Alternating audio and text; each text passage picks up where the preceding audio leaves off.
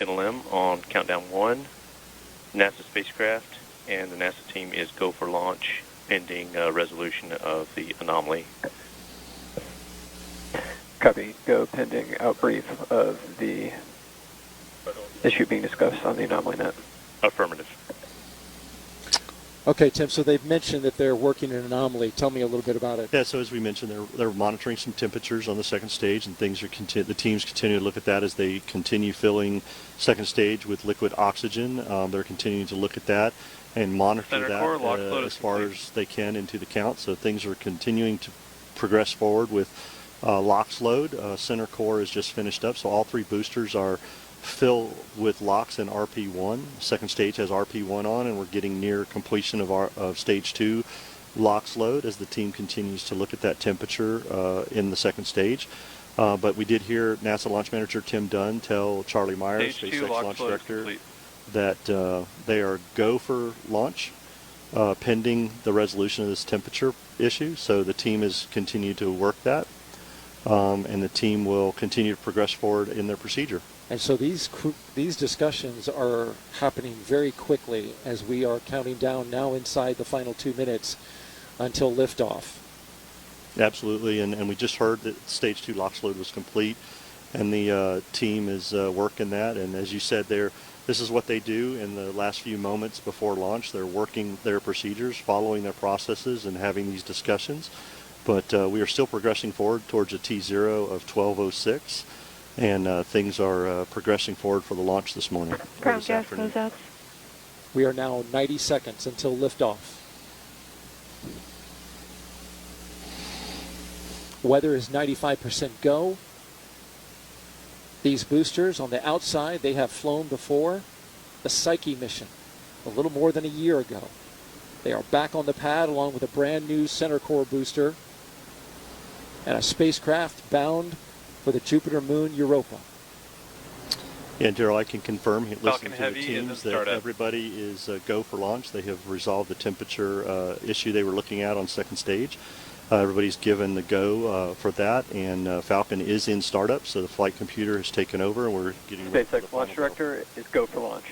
And there we hear Charlie Myers say that SpaceX is ready for launch, and Europa Clipper getting ready to lift off. And there's a great update as now it vents out the LOX inside the line of the transporter erector. We are inside of 30 seconds. 30 seconds and counting.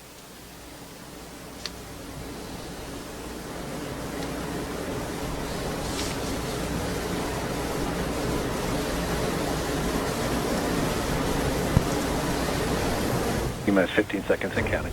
And here we go. 10, 9, 8, 7, 6, 5, 4, 3, 2, 1. Ignition. And liftoff. Liftoff of Falcon Heavy with Europa Clipper, unveiling the mysteries of an enormous ocean lurking beneath the icy crust of Jupiter's moon, Europa. Engine chamber pressures are nominal.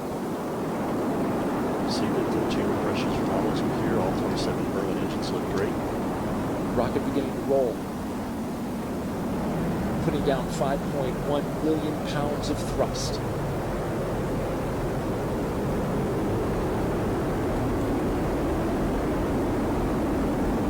Coming up, they're going to back off those engines just a bit. So we're getting ready to head into max Power and telemetry nominal.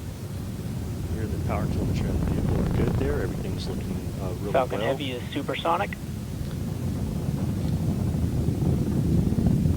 They have reduced power in the center core to get through max Q, maximum dynamic pressure on the launch vehicle as we approach that. The 2 side boosters at full throttle. A beautiful shot there as our camera team.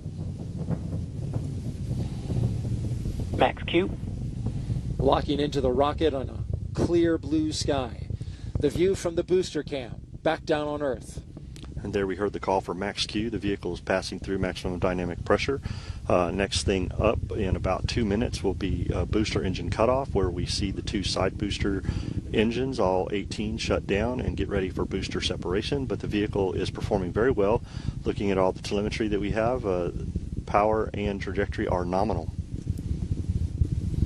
We've been flying for just under 2 minutes so far. Everything looking good.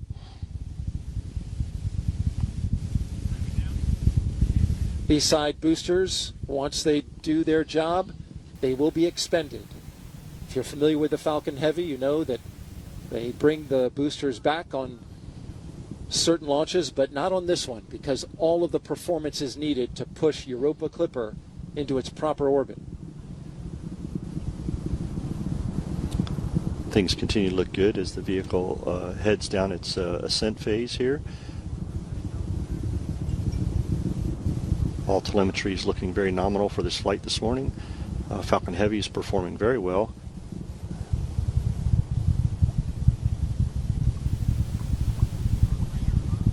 Now we're just about 30 seconds away from separating those side boosters. Their engines will cut off first, then they will separate.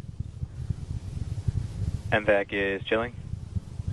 Starting to chill down that MVAC-D engine in the second stage.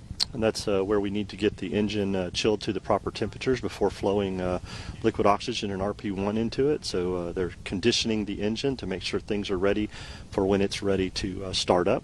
Stand by for booster separation. Booster engine cutoff. Side booster separation confirmed. And there they go.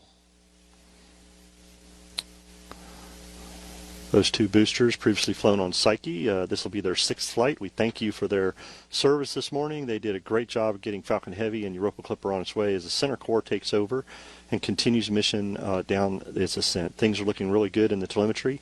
Power and trajectory look nominal, and chamber pressures on the 9 center core engines look really good. In just a little more than 20 seconds from now, we'll get the cutoff of the main engine on the center core booster that remains. 4 seconds after that, we will separate. Flying out over the Atlantic Ocean. There's a look from inside. There we see stage 1 Stage separation confirmed. And stage separation from the center core. Getting ready for MVAC startup, SES-1. We're getting some applause here in the Mission Directors Center, and there you see the MVAC-D engine lighting up. Next thing up in about 10 seconds will be fairing separation. NYPY FTS has saved. And the fairing has protected Europa Clipper on its ascent up into space, but once we get into space, we don't need that fairing anymore. Fairing separation confirmed. Fairing has separated, and those will be recovered, Daryl, by SpaceX's own recovery ship, Go Cosmos. And there you see them falling away into space. That is the only part of this rocket that will be recovered. The glow of the MVAC-D engine as it performs its first burn here. This is about a 3-minute and 47-second burn. Things are looking great. Matter of fact, this is one of the shortest first burns that has been done on a Falcon Heavy by SpaceX, but it is required to get us into that parking orbit for that long coast that we have to get ready for the interplanetary trajectory that we're going to need to get Europa Clipper on its way that we heard Jenny talk about to get those Earth assist slingshots as it heads on its way for its mission. So things looking really good this morning with the performance of the Falcon Heavy. MVAC is performing well, and everything looks good thus far in today's mission. Usually those burns are the other way around, with a longer first burn and the shorter second burn, but in this case it is reversed. As we look at some crystal clear views of the MVAC-D engine, the stage 2 that's carrying Europa Clipper, orbital light is shining both on the spacecraft, the second stage, and on planet Earth. Center core FTS has saved. There we've heard that the flight termination system on the center core has been saved as it heads back to splash down. Things are looking good. I can tell you, Darryl, we had a beautiful weather day for launch, and as we're looking at MVAC flying in space with Europa Clipper, it is such a gorgeous view with Earth behind it, and so we could not have had a better day for a mission launch today. No doubt about it, Mick. It was simply gorgeous. We had a hurricane a week ago, but after that pushed out, it brought us in its wake near perfect weather for launch.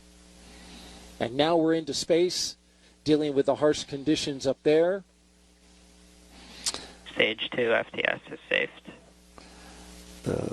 Stage 2 has made its way into space, far enough away for us to be able to safe the flight termination system from a safety perspective. We're about a minute away from second stage engine cutoff, as we'll see the MVAC-D shut down and get ready for a long coast, getting Europa Clipper into that parking orbit and on its way for the next firing that we will have, the second stage, number 2, to get it into that interplanetary transfer orbit that we need to get Europa Clipper started. So things looking very well this morning. We're about 30 seconds from that stage engine cutoff, which we refer to as SECO 1.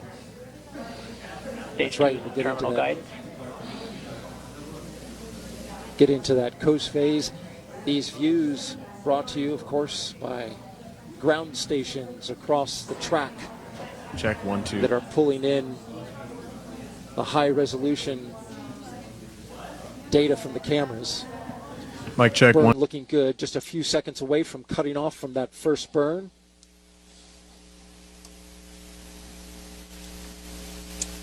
And there it goes. The first burn is complete. Yep, things look really well on the stage burn result. Apogee, perigee, and everything for the mission looks really good.